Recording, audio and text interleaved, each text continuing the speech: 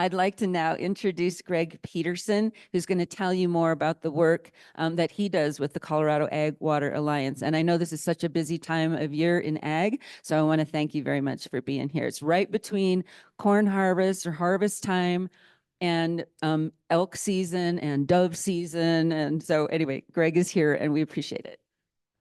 Thank you, Casey. All right. Well, I'm going to try to address everything you wanted, Casey. If I miss anything, just throw something at me and let me know. I'm Greg Peterson. I'm the director of the Colorado Ag Water Alliance, or CAWA. Um, and I work in the ag world. I'm curious, which of you work with like a watershed organization? Okay. And for a few of those, I know Dawn, what you do. What about you? What do you do, sir? Okay, you work for the city of Golden. Okay. All right. And then Mighty Arrow. Okay, great. Perfect. Well, um, just want to, so thank you, Casey, for inviting me. I really appreciate it. I want to just talk a little bit, kind of a brief history of our organization, more of or like an organizational history of what we are and what we do, and working with landowners, which is a lot of what I do, and working in the ag community. Most of my job, the bread and butter of my job, is going out and doing outreach to farmers and ranchers. Really starting about now until March, when the water's not running, I probably put 30,000 miles a year on my car, driving around different, pretty much almost every county in the state, meeting with farmers and ranchers, talking about projects. We do lots of outreach, small meetings, big meetings in just every place that we can try to get to. Working with a lot of local partners like conservation districts, county stock grower groups, irrigation districts, ditch companies. And then a big part of my job, or really over the past 3, 4 years, is grants. Is I write a lot of grants for farmers and ranchers, ditch companies, mainly around infrastructure improvements, and just write them, help them process them, um, do invoices. Sometimes we're even the fiscal agent for those grants. And then the past few years, we've also been in charge of our own projects, really dealing with research with conservation, water conservation, and also water quality. So let's see. This might not be working too well. That's okay. So really, the Colorado Ag Water Alliance, it actually formed around 2007. My board members, in 2007, I still have many of the same board members. My board does not change that often. And that is something that you'll run into in agriculture. Is it for many people, it's a life sentence. They do not leave.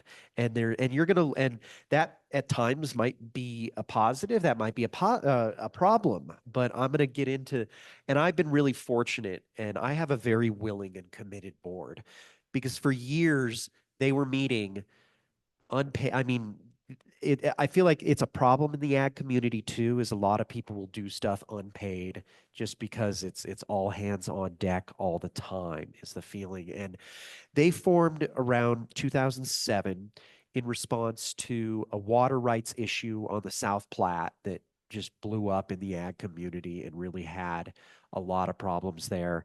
And then also the first statewide water supply investigation, SWASI, that said, boy, all this growth, where's the water going to come from? It's going to come from the agricultural community.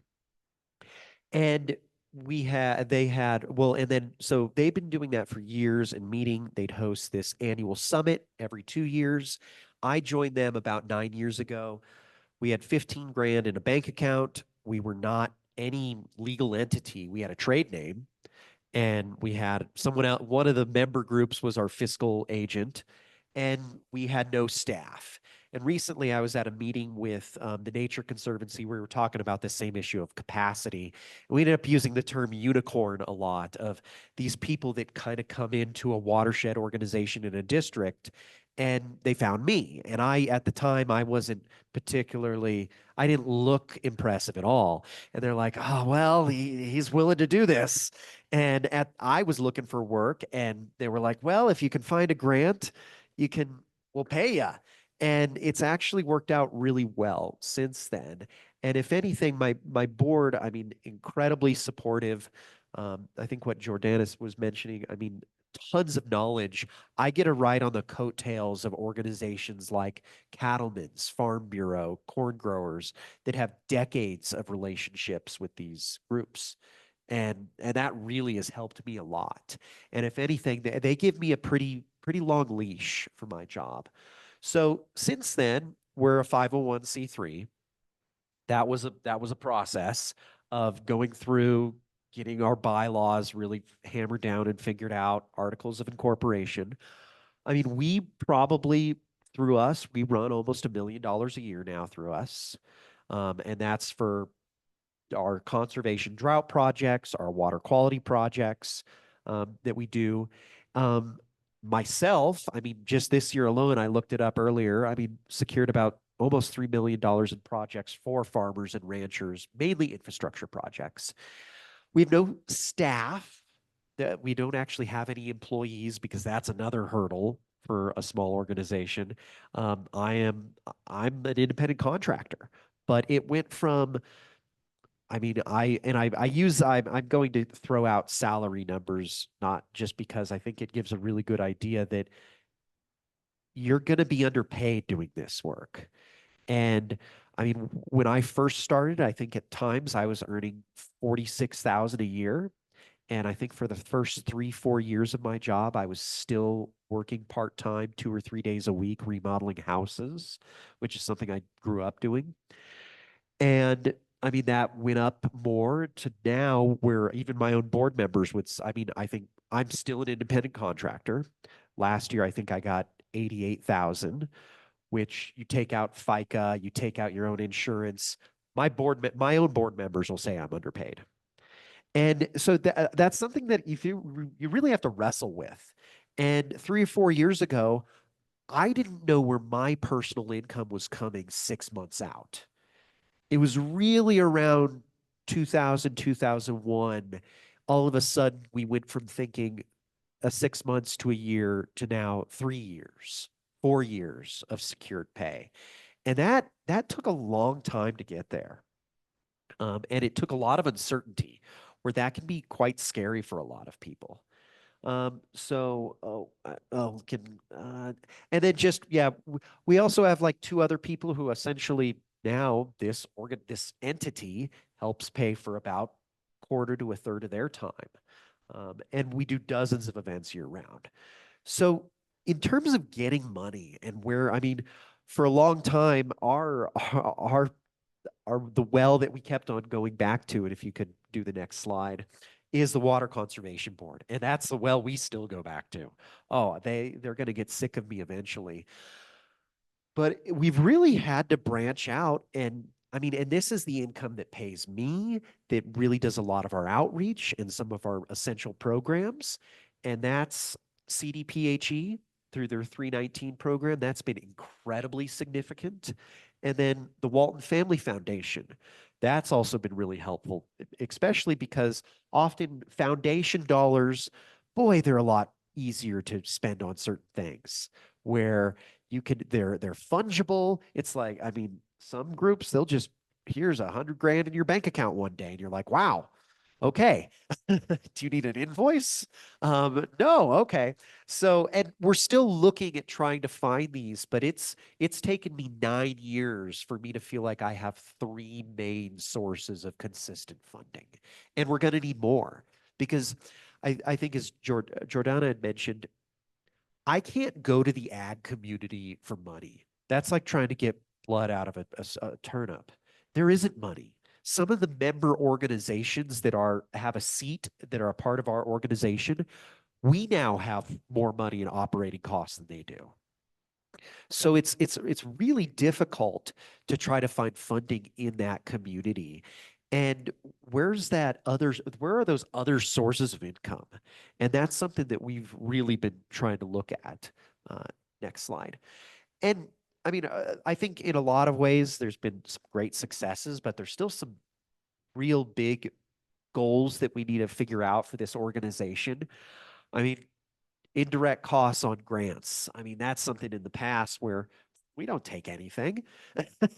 And we need to start taking the indirect costs on grants just to help cover. We have very small overhead, but I mean, Zoom, our website, our internet, our insurance it's nothing. Postage. But really, the big cost that we're looking at in a few years is a federal audit. All of us, and it's like, well, where am I going to get the money for that to pay 10 to 15 grand to do that on a regular basis? Greg, can you share with us what your indirect percentages? So now we're doing like 2%, which is nothing. And I compete, and part of it is because often I'm working with ditch companies that have no money to begin with. And I'm having to be really cognizant of that, that they, and I mean, that's who that's my, I kind of have to cater to my group here. And so we're starting to work on that and just plan, okay, how are we going to pay for a $15,000 audit in a year or two? And looking at that. So preparing for federal audits, everything is above board financially with us, but boy, I'm sure we would get shredded in a federal audit, just in the processes and how we do things. And right now we're having a mini audit. I got a call with a guy this week for last year, just as a dry run that we're going to spend 6, 7 grand on, just so we can learn what do we need to be doing differently and what's working in terms of how we manage our money. Um, Connecting and trying to find new grants to work with. I mean, what the CDPHE grant, that is federal funds. But for the most part, when it comes to infrastructure projects and that I go for other people and for us, I don't really go after a lot of federal funding. And there's a number of reasons for that. It is difficult. I just spent 20 hours. I'd met over, well, 3 years ago or 3 months ago, I'd met with staff of one federal agency and they were like, yep, your project is perfect for this grant. And I was about 20 hours into that and realized, no, it's not. And this was a new grant manager. Often when you're engaging with some federal staff, you might have more experience than they did. And that was pretty frustrating where I'm like, okay, now I know this grant program really well. But and enough to say our project, we're gonna get, and I called the Tom, he owns the ditch company earlier this week, and I was like, Tom, we're gonna lose, we're just gonna get wrecked in this grant. As the further and further I go in it, it's not worth it. I'm gonna pull the plug. We're gonna try to find funds somewhere else. So that's a whole world that is harder to navigate, at least for me, that I've had a difficult time. And maybe having employees in the future. That's a whole other talk where I need to get a lot of help and assistance of how do you even manage that insurance? That's a scary thing. So next slide. Casey wanted me to talk a bit about just working with landowners, conservation districts, and working with these groups throughout the state. I mean, that's what I do. That is most of my job. And I think my first bullet point, Terry Fankhauser, he unfortunately died earlier this year. He was long time. He was the leader of the Colorado Cattlemen's Association, one of the founding board members of my organization. And it was about 6 or 7 years ago, Terry took me to a meeting. And he's like, okay, Greg, we're going to end it watershed meeting related to water quality issues. And often the ranching community in this area were tend to be blamed for these water quality issues. Before we got to the meeting, Terry was like, okay, Greg, this is what's going to happen. He went through and he told me every single thing that'll happen in that meeting. And he was exactly right. And he's like, well, do you know why this was, Greg? And I was like, because 5 years ago, we did this same exact meeting. I was the only person 5 years ago there who was here today, all new cast of characters. And he said, and guess what? Same thing happened 10 years ago. So that whole thing about agriculture as a life sentence is you're often going to be working. I mean, these people don't change. They are in this setting, and I don't, but often you're the cast that changes at these watershed organizations, government agencies. I mean, there's not far from here, there's some conservation districts I work with. they still complain about the executive director of the local watershed organization who's now retired and 2 directors ago. And I think they should. I think this person screwed things up, but it gives you an idea that they're in this for the long haul. I mean, they really are. And when you're talking about doing something in a year or two, I mean, for me, when I got to like year 5 at my job, people were starting to say, well, what are you going to do next, Greg? And I'm like, next? Things are finally starting to roll with these people. They don't bring out the gun anymore when I show up at their property. These people trust me now. A little bit, a little bit. It's still there, but this is a community that takes years of building a rapport with. And I mean, that's where I know a decent amount about water. No less about agriculture, more about water. I know quite a bit about writing grants, and I can pull in money. But my asset that I'm always in my head thinking about is the trust of farmers and ranchers. So like tomorrow morning, I'm going to be on a panel where you're going to see some farmers and ranchers who I went out and said, we want to go and get water quality data. I want to measure your runoff. And trust me, this isn't going to blow up in your face. And right now we have about 7 people doing it. And these are all people who trusted me to do that. And I had to be like, oh boy, am I leading these people in a good place? Or I had to do my due diligence to make sure this wasn't going to blow up on them.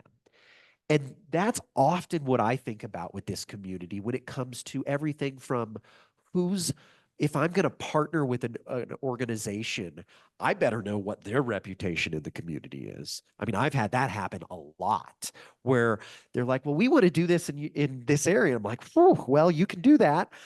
I can't do it with you because, boy, you don't have the greatest reputation there. And that's pretty awkward to tell people at times when they don't know it.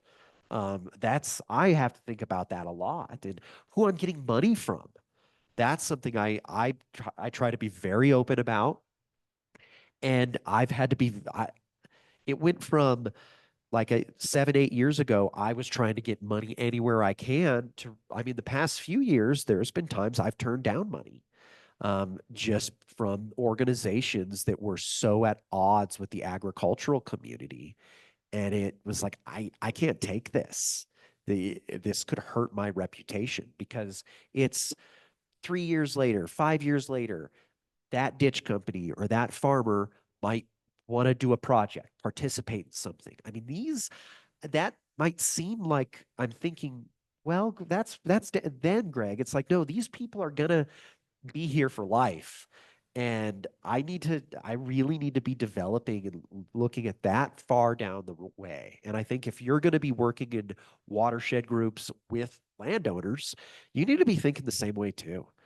I mean, they're going to outlast you and your job there. And just not getting oh boy, that was a terrible spelling error. Not getting too far away of my base, getting over sickness. So that's my excuse. And that's something I've also had to really be aware and cognizant of. I mean, my board is amazing and I listen to them all the time when they're talking and just trying to understand what they're doing in their role. And I try to listen. I mean, I think I know a decent amount about water and agriculture, but every time I go out to a new farm and ranch, it's like, tell me everything. Because I don't know the answer to their problems.